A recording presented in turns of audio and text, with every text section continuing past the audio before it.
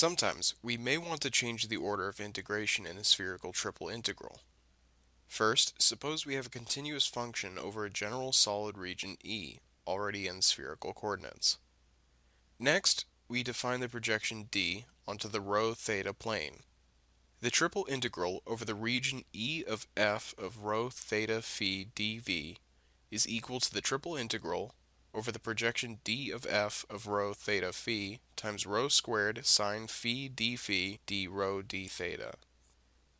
To evaluate the integral f of rho theta phi times rho squared sine phi d rho d theta, we use the corresponding bounds defined for phi, rho, and theta in the region D.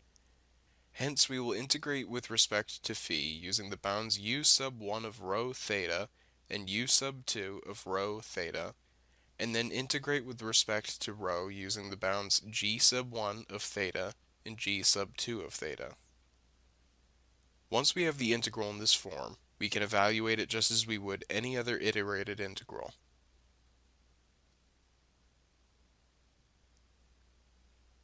Let's try an example of this. Imagine the solid E bounded below by the sphere x squared plus y squared plus the quantity z minus 1 squared equals 1, and bounded from above by the cone z equals the square root of x squared plus y squared. In other words, a lower hemisphere with a cone cut out of it. First, we convert our equations into spherical coordinates. Then we compute the projection D onto E to be able to use the integration order of d phi d rho d theta. We start by looking at our equation for the sphere. We have a sphere of radius 1 centered at 0, 0, 1. We rearrange the equation to get it into a form that can easily be converted into spherical coordinates. This gives us x squared plus y squared plus z squared equals 2z. Next, we substitute in rho squared for x squared plus y squared plus z squared, and rho cosine phi for z, giving us rho squared equals 2 times rho cosine phi.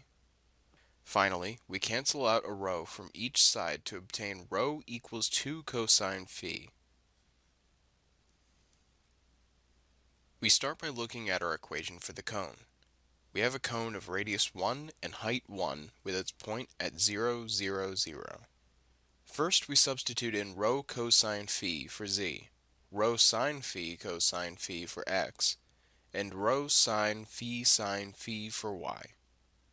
This gives us the equation rho cosine phi equals the square root of the quantity rho squared sine squared phi cosine squared phi plus rho squared sine squared phi sine squared phi. Next, we factor to allow for a trig substitution simplification. Doing this gives us rho cosine phi equals the square root of the quantity rho squared sine squared phi times the quantity cosine squared phi plus sine squared phi. Now, we substitute 1 for cosine squared phi plus sine squared phi, and simplify the square root. The equation is now rho cosine phi equals rho sine phi. Cancel out the rho from both sides to obtain cosine phi equals sine phi. Solving for phi reveals phi equals pi over 4. Set up the integral. The volume V of E equals the triple integral of rho squared sine phi d rho d theta. Phi goes from pi over 4 to inverse cosine rho over 2.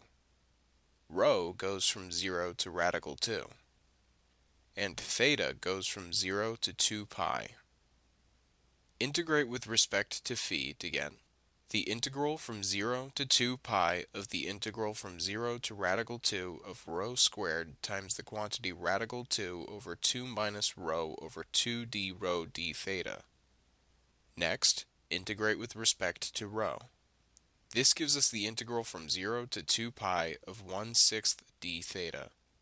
Finally, integrating with respect to theta, the volume equals pi over 3.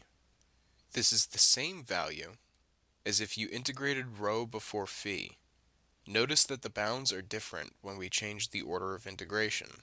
If we want to integrate with respect to rho first and then phi, we need to change the bounds of the inner integral to go from 0 to 2 cosine phi, and the bounds of the second integral would need to go from pi over 4 to pi over 2.